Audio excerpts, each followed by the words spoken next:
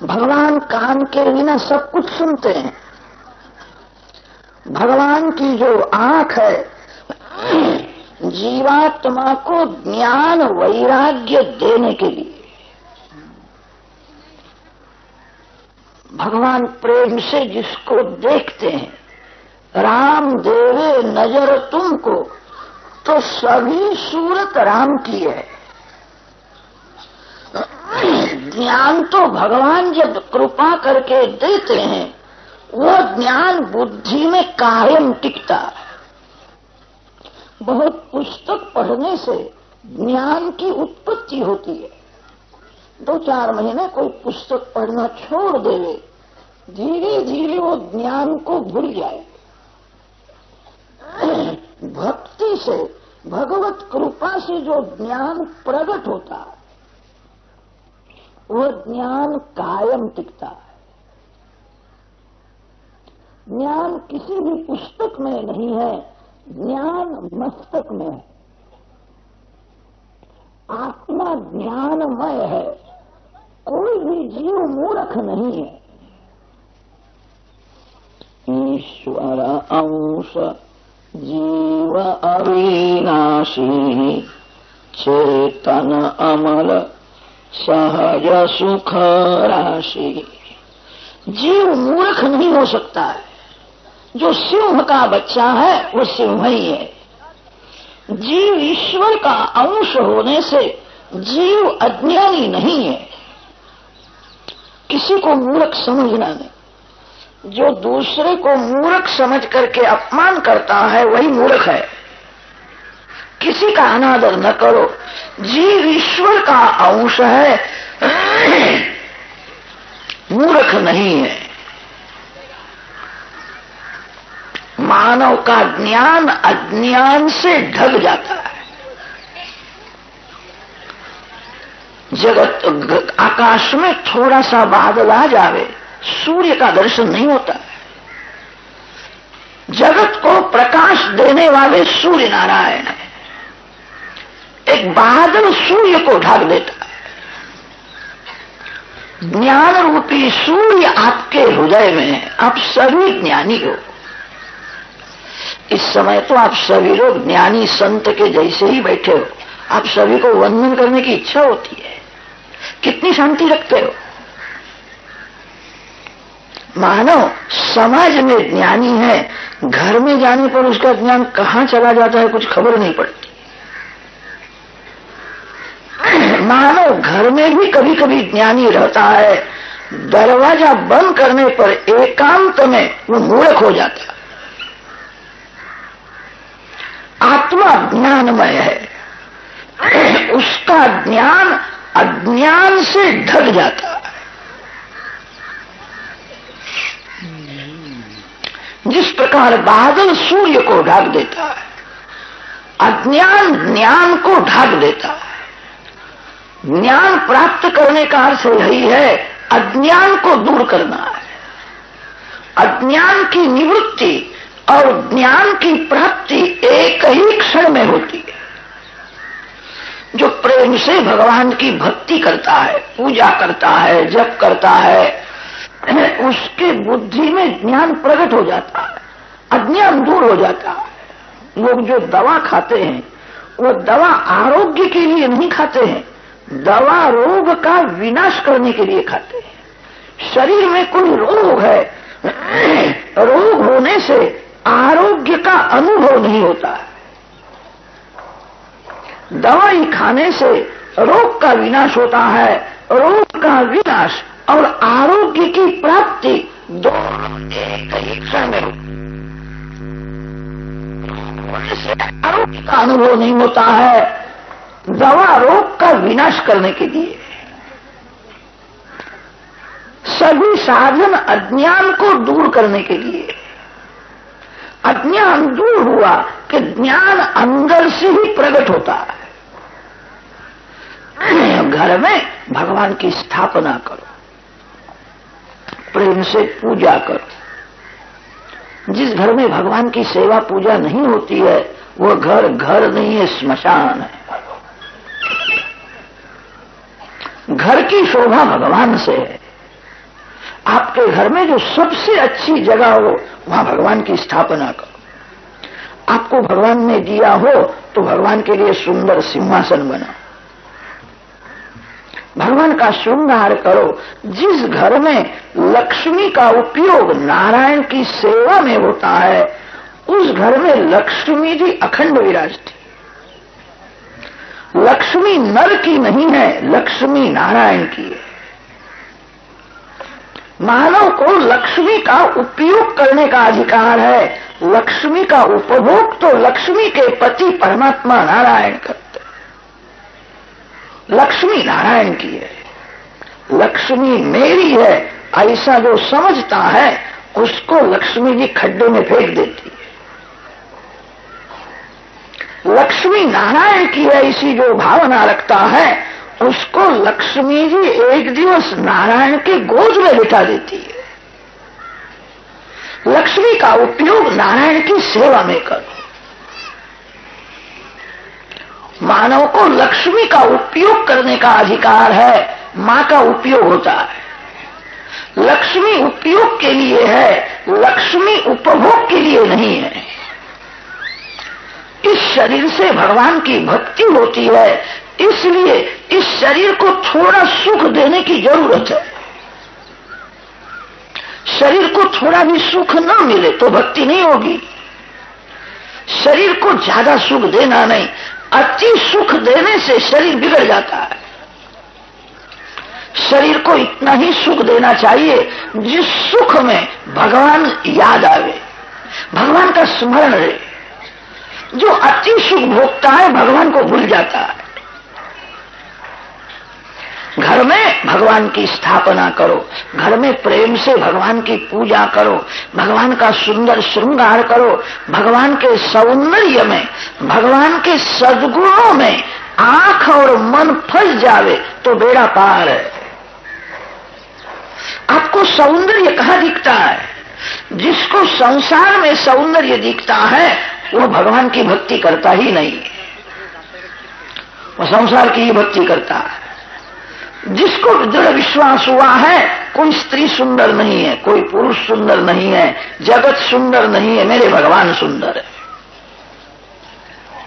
भगवान के सौंदर्य में आंख और मन जब फंस जाता है तभी जीवन सुधरने लगता है। भगवान निर्दोष है, भगवान सर्व सद्गुण संपन्न है। भगवान का सुंदर श्रृंगार करो, भगवान में आंख स्थिर करो। मन को स्थिर करना कठिन है, आंख को स्थिर करना कठिन नहीं है। कदाच मन चंचल हुए तो होने दो, आंख स्थिर करो, आंख भगवान में रखो, भगवान के नाम का जप करो। भगवान को कहना एक बार मेरे को नजर दो। जो भगवान में आंख स्थिर करता है, भगवान के नाम का जप करता है, उसको भगवान नजर देते हैं। भगवान जिसको नजर देते हैं उसके बुद्धि में ज्ञान प्रकट हो जाता है। ज्ञान को उत्पन्न न करो, ज्ञान को प्रकट करो। अंदर से जो ज्ञान प्रकट होता है वह ज्ञान कभी भूलता नहीं। पुस्तक पढ़ करके जो ज्ञानी हुआ है उसका ज्ञान टिकता नहीं। भक्ति मां है और ज्ञान वैराग्य दो बालक है। जहां मां जाती है पीछे से बालक दौड़ता हुआ वहां आता है। जहां भक्ति है वहां ज्ञान वैराग प्रकट हो जाता है। विदुर जी के जैसी भक्ति, विदुर जी कैसी भक्ति करते थे कल उसका थोड़ा वर्णन किया था। ध्यान करते हैं, प्रेम से बालकृष्ण की पूजा करते हैं, प्रभु के नाम का जप करते हैं, विष्णु सहस्रनाम का पाठ करते हैं, भगवान को भोग लगाते हैं, आंख बंद करके ऐसी भावना करते मेरे बालकृष्ण धीरे धीरे भोजन करते। भावना से भक्ति बढ़ती है। भक्ति मार्ग में भावना मुख्य है और ज्ञान मार्ग में ध्यान मुख्य है। ज्ञानी पुरुष सर्वकाल सावधान रहते हैं। भगवान का ध्यान न होवे तो मन संसार का ध्यान करेगा। भगवान का ध्यान जब छूटता है तभी मन संसार का चिंतन करता है। संसार का चिंतन करने से मन बिगड़ जाता है। ज्ञानी पुरुष सावधान रहते हैं, मन संसार का ध्यान न करे। ज्ञान मार्ग में ध्यान मुख्य है और भक्ति मार्ग में भावना मुख्य है। मेरे भगवान भोजन करते हैं, मेरे भगवान खेलते हैं, भक्त इसी भावना में तन्मय रहते हैं। दिन भर विदुर जी बाल कृष्णलाल की बहुत प्रेम से भक्ति करते थे। अति से भूख लगती है तब एक बार थोड़ा रूखा सूखा भोजन कर लेते। पत्नी के साथ सत्संग करते। ऐसा उनका पवित्र जीवन था। उनका प्रेम बढ़ गया। भगवान को भूख लगी।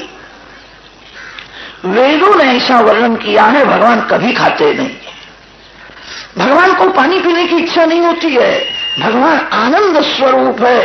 ऋग्वेद में वर्णन आया है, द्वासु पर्णा सयुजा सखाया समानम वृक्षम परिशस्व जाते तयोरन्य पिप्पलम स्वादुवत्ति अन्य अनश्नन नभिचाकशेति।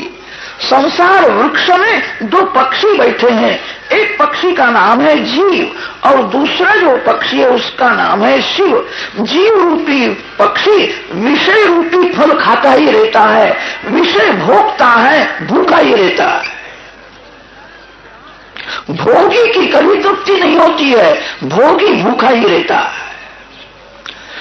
जीव विषय रूपी फल सुख भोगता रहता है। एक अश्नन अन्य अनश्नन।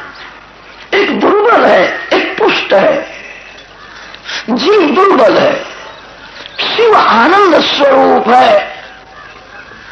अपने स्वरूप में साक्षी भाव में आनंद में स्थिर रहते हैं। एक अश्नन अन्य अनश्नन। वेद में वर्णन आता है, परमात्मा कभी खाते नहीं है, भगवान कभी पानी पीते नहीं है। भगवान तो आनंद स्वरूप है।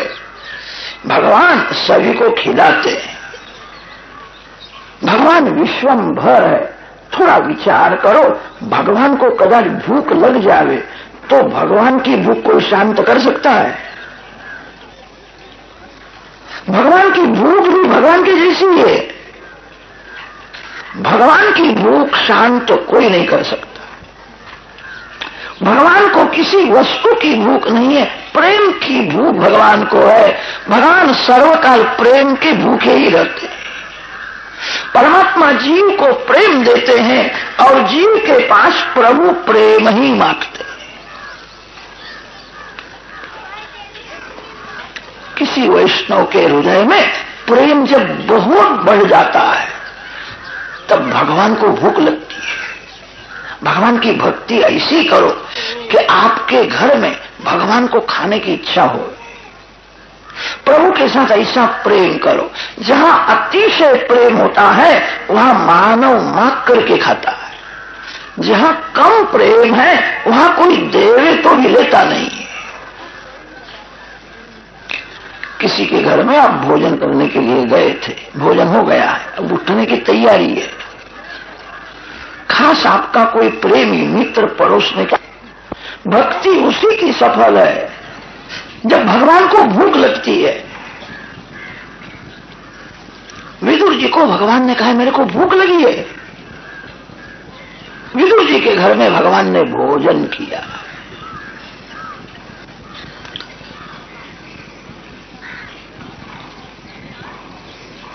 भक्तों के हृदय में प्रेम जब बढ़ जाता है तब भगवान को खाने की इच्छा होती है। गोपियों का प्रेम बहुत बढ़ गया था, इसलिए बालकृष्ण को गोपियों के घर में माखन खाने की इच्छा होती थी। गोपी के माखन में प्रेम रस भरा हुआ था। श्री कृष्ण के घर में बहुत माखन है, बहुत गाय है। कन्हैया घर का माखन नहीं खाता है, गोपियों के घर में जाकर के माखन खाता। यशोदा मैया अपने बाल कृष्ण को गोद में लेकर के समझावे, बेटा चोरी करना नहीं, तू राजा का बालक है, घर में बहुत है, घर का माखन खाता नहीं है और गोपियों के घर में चोरी करने के लिए जाता है। कभी कभी ब्रजवासी प्रेम से बोलते हैं कन्हैया माखन चोर है, माखन चोर है। बालकृष्ण को आनंद होता था। यशोदा मैया को ठीक नहीं लगता है, मेरे बालक का नाम चोर रख दिया है, उसको माखन चोर करते। मां समझाती है बेटा चोरी करना छोड़ दे, चोरी करना अच्छा नहीं है। तो चोरी करता है, गांव के सभी लोगों को खबर पड़ जावे कि चोरी करता है, तो बड़ा होने पर तेरे को बहू कौन देगा, तेरा नहीं होगा। फिर यशोदा मैया बालकृष्ण को समझाती है चोरी करना छोड़ दे, तू घर का माखन क्यों नहीं खाता। बालकृष्ण ने कहा मैया मेरे को घर का माखन भाता ही नहीं है, गोपियों का माखन बहुत मीठा होता है। अरे गोपी के माखन में मिठास है कि गोपी के प्रेम में मिठास है। प्रेम रस अति मधुर रस है। आपका शत्रु आपको बर्फी देवे, वो बर्फी आपको कड़वी लगती है। मिठाई में मिठास नहीं है, मिठास तो प्रेम में है। प्रेम रस अति मधुर रस है। गोपी प्रेम की मूर्ति है, गोपी का प्रेम बहुत बढ़ गया है, इसीलिए गोपी का माखन बालकृष्ण को बहुत भाता है। भगवान की भक्ति ऐसी करो जहां प्रेम है, जहां पवित्रता है, वही परमात्मा भोजन करते हैं। विदुर जी का जीवन कैसा था, कल कथा में वर्णन किया था। विदुर जी के जैसी भक्ति करो, ऐसी इच्छा तो रखो भगवान मेरे घर में आवे, मेरे घर में भगवान भोजन करे, मेरे को देखना है। कैसा भोजन करते हैं? जिसकी इच्छा शुद्ध है उसी की क्रिया शुद्ध रहती है। इच्छा शुद्धि के बिना क्रिया शुद्ध नहीं होती है। बहुत से लोग भगवान की भक्ति तो करते हैं भोग के लिए भक्ति का, मेरे को बहुत सुख मिले, मेरे को पैसा मिले, मैं सुख भोगूंगा। भगवान साधन नहीं है, भगवान साध्य है। भगवान की भक्ति भोग के लिए न करो, भगवान की भक्ति भगवान के लिए करो। विदुर पत्नी का मनोरथ है एक बार भगवान मेरे घर में आए, मेरी वृद्धावस्था है, प्रभु के पास कुछ मांगना नहीं है, अब शरीर बहुत दिन नहीं रहेगा, मेरी एक ही भावना है एक बार श्री कृष्ण मेरे घर में आए, मेरे घर में भोजन करे, मेरे को देखना है। कैसा भोजन करते? विदुर पत्नी का प्रेम बहुत बढ़ गया था, इसलिए भगवान को भूख लगी थी। बड़े बड़े राजा लोग स्वागत करते हैं, भगवान को निमंत्रण देते हैं, किसी के घर में गए नहीं, बिना निमंत्रण विदुर जी के घर में आए। ईश्वर को कौन निमंत्रण दे सकता है?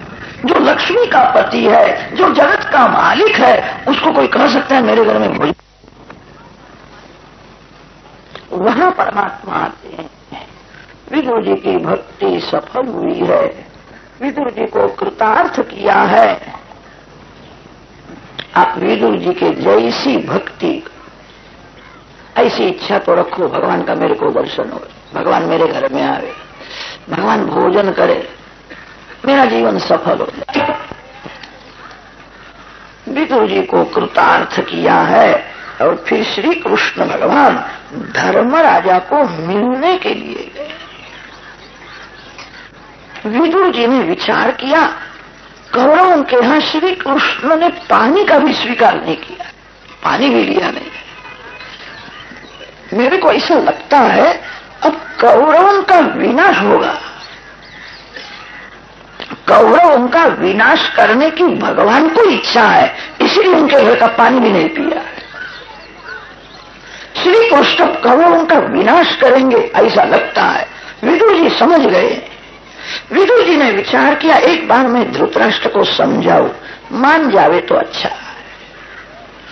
धृतराष्ट्र का संग छोड़ करके विदुर जी गंगा किनारे भक्ति करते थे। दुर्जन से दूर रहो, दुर्जन में सद्भाव रखो। किसी भी जीव में जो कुभाव रखता है उसके भक्ति में बहुत विघ्न आता है। दुर्जन सज्जन, पाप पुण्य, शुभ अशुभ, धर्म अधर्म, सभी के आधार भगवान है। दुर्जन कहां से आया? दुर्जन से दूर हो, दुर्जन का तिरस्कार न करो, दुर्जन के लिए मन में सद्भाव रखो। मानव जिसको छोड़ता है उसके लिए मन में कुभाव रखता है, वो बहुत दुर्दुष्ट है, उसका नाम मत लो। कोई जीव दुष्ट नहीं है। जीव कुसंग से बिगड़ जाता है, माया से जीव बिगड़ता है। कभी कभी तो ऐसा भी हो जाता है जो अति पापी है उसके जीवन में कोई ऐसा प्रसंग आ जावे, अति पापी जल्दी सुधर जाता है, अति से भक्ति करता है। किसी भी जीव के लिए मन में सद्भाव रखो, सद्भाव से ही सत्कर्म सफल होता है। विदुर जी ने धृतराष्ट्र का संग तो छोड़ा है, धृतराष्ट्र के लिए मन में सद्भाव रखा है। उसको संग अच्छा नहीं, इसीलिए बुद्धि उसकी बिगड़ गई है। भगवान कृपा करे उसको सद्बुद्धि मिले तो ठीक है, एक बार मैं प्रयत्न करूंगा, उसको समझाऊंगा। विदुर जी प्रेम से धृतराष्ट्र को मिलने के लिए आए हैं। विदुर जी ने धृतराष्ट्र को सुंदर उपदेश दिया है। महाभारत के उद्योग पर्व में उसको विदुर नीति कहते हैं। यन्मन्त्रिणो वैदुरिकं वदन्ति। विदुर जी धृतराष्ट्र को समझाते हैं, याद रखना ये दुर्योधन तेरा पुत्र नहीं है, तेरा पाप है। अति से पाप बढ़ जाता है तब दुर्योधन के जैसा दुराचारी पुत्र उत्पन्न होता है जो वंश का विनाश करता है। ये तेरा विनाश करने के लिए आया है, ये तेरा पुत्र नहीं है, तेरा पाप है, दुष्ट है, दुराचारी है। उसके साथ तू प्रेम क्यों करता है? शास्त्रों में ऐसा लिखा है, पुत्र अति पापी होवे तो पिता पुत्र को एक पैसा भी न देवे। अति पापी को पैसा मिले तो ज्यादा पाप करेगा, उसको पैसा न मिले तो पाप कम करेगा। अति पापी को पैसा देना ये तो पाप करने की प्रेरणा है। दुर्योधन दुराचारी है, दुष्ट है। धृतराष्ट्र जानता है मेरा पुत्र लायक नहीं है, तो भी पुत्र में उसकी ऐसी ममता थी, दुर्योधन को सब राज दे दिया था। विदुर जी समझाते हैं ये ठीक नहीं है, तेरा विनाश करने के लिए ही तेरा पाप दुर्योधन के रूप से प्रकट हुआ है। दशरथ महाराज ने अनेक जन्म में बहुत तपश्चर्या की थी, भगवान की सतत भक्ति करते थे। भगवान उनको अनेक बार कहते थे मांगो मांगो, कि मेरे को कुछ मांगना नहीं। भगवान को ऐसा हुआ इनका ऋण बढ़ गया है, अब मैं इनको क्या दूं, कुछ लेते ही नहीं, मैं इनका पुत्र हो जाऊं। जो जगत का मालिक है, जो जगत का पिता है, वो दशरथ महाराज का पुत्र हो गया। दशरथ सुकृत रामु धरी देहि, जनक सुकृत मूर्ति वही देहि। दशरथ महाराज की ही भक्ति बहुत बढ़ गई थी। भगवान को ऐसा हुआ इनका ऋण बढ़ गया है, मैं इनके ऋण में से कैसा मुक्त हूं, ये कुछ लेते नहीं है, अब मैं इनको पिता बनाऊं, मैं इनका पुत्र हो जाऊं। दशरथ महाराज जगत पिता के भी पिता हो गए।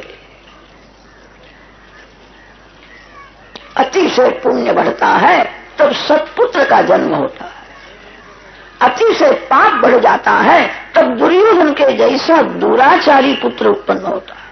पुत्र होने से माता पिता सुखी नहीं होते हैं, सत्पुत्र से सुख मिलता है। पुत्र लायक न हो तो दुख ही देता है।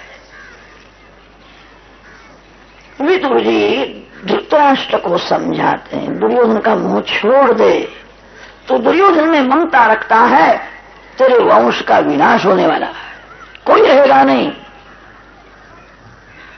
दुर्योधन की ममता तू छोड़ दे, राज तेरा है।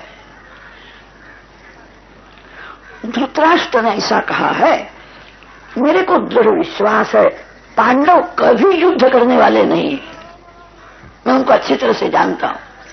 पांडव धर्मात्मा है, धर्म की मूर्ति है। पांडव तो ऐसा विचार करेंगे पैसे के लिए झगड़ा कौन करे, युद्ध करने से देश दुखी होगा।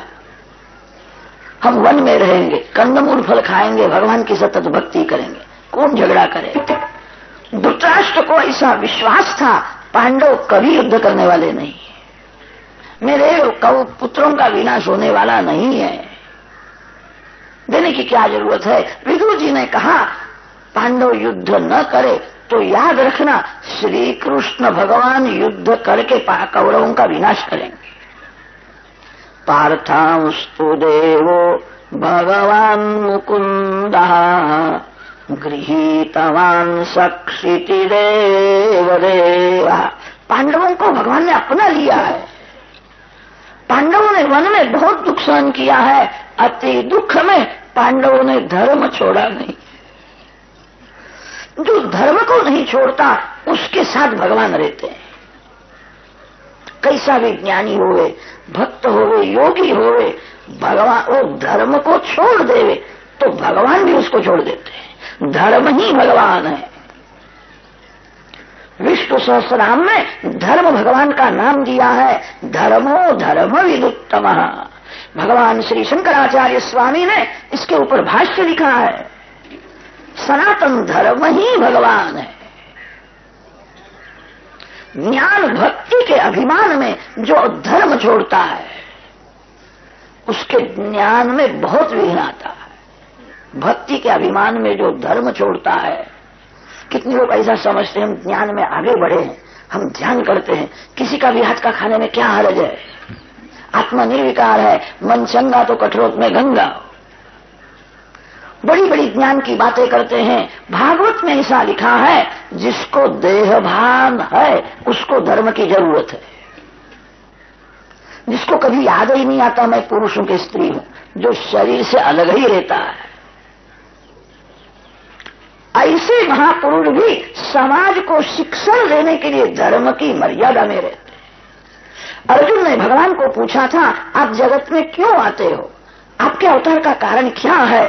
भगवान ने ऐसा नहीं कहा मैं किसी को मुक्ति देने के लिए आता हूं। भगवान ने ऐसा नहीं कहा मैं किसी को सुख देने के लिए आता हूं। भगवान ने कहा अर्जुन मेरे को सनातन धर्म अतिशय प्रिय है, धर्म ही भगवान है, मैं धर्म का रक्षण करने के लिए जगत में आता हूं। धर्म की हार भगवान की हार है। गीता जी में भगवान ऐसा बोले हैं मेरा कोई मित्र नहीं, मेरा कोई शत्रु नहीं है, मेरा सर्व में समभाव है, समोहम सर्वभूतेषु, ऐसा गीता जी में भगवान बोले हैं। महाभारत पढ़ने से ऐसा लगता है श्री कृष्ण का सर्व में समभाव नहीं है। श्री कृष्ण पांडवों का पक्षपात करते हैं। पांडवों का पक्षपात धर्म का पक्षपात है। ज्ञान और भक्ति धर्मानुकूल होवे वही प्रभु को प्रिय है। जो भक्ति धर्म विरुद्ध है, जिस ज्ञान में धर्म का साथ नहीं है वो ज्ञान का पतन हो जाता है। धर्म शब्द का अर्थ ही यह होता है जो पतन से बचावे उसको धर्म कहते हैं। धारणा धर्म, धर्मो विश्वस्य जगतः प्रतिष्ठा, तस्मात् धर्मम परमं वदन्ति, धर्मेण पापम अपनुदति। वेद भगवान धर्म का महिमा वर्णन करते हैं। धर्म ही परमात्मा है।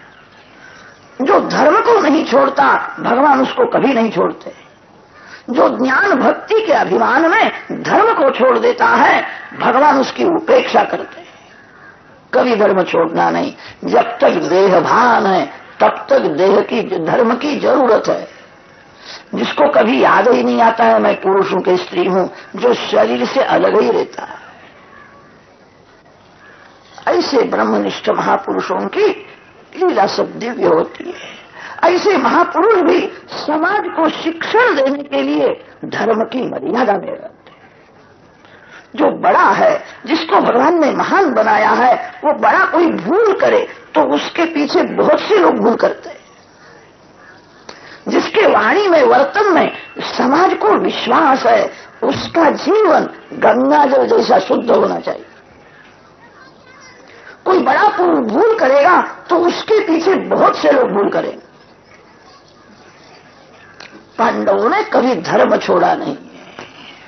नाचरेद यस्तु वेदोक्तम स्वयं अज्ञः अजितेन्द्रिया विकर्मणा धर्मेण मृत्योर मृत्युपैति सः श्रुति स्मृति ममैव आज्ञे यस्ते उल्लंघ्य वर्तते आज्ञोच्छेदी मम द्वेषी मद्भक्तोऽपि न वैष्णवः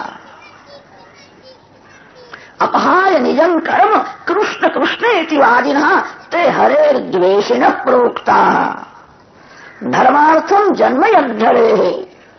भगवान को धर्म अतिशय प्रिय है। पांडवों ने कभी अपना धर्म छोड़ा नहीं। भगवान उनको छोड़ते नहीं है। जिस घर में धर्म है उसी घर में भगवान है। लोग पुस्तक पढ़ करके ब्रह्म ज्ञान की बातें करते हैं, उनकी